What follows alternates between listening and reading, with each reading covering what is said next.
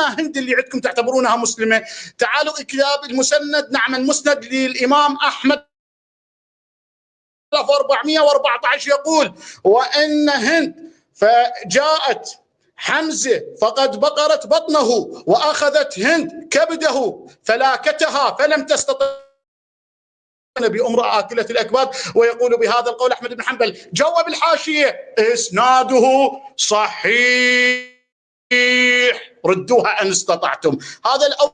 بالنسبة للثاني، تعالوا أيضا المصدر الثاني كتاب سبل الرشاد في سيرة أخي نعم خير العباد، يقول أيضا بحديث نعم بسند حسن، يقول: وإن هند جاءت لتأكل كبد الحمزة فأخذتها فمضغتها لتأكلها فلم تستطع أن تبتلعها. أنتم تتبعون امرأة زومبي شيخنا على السنة،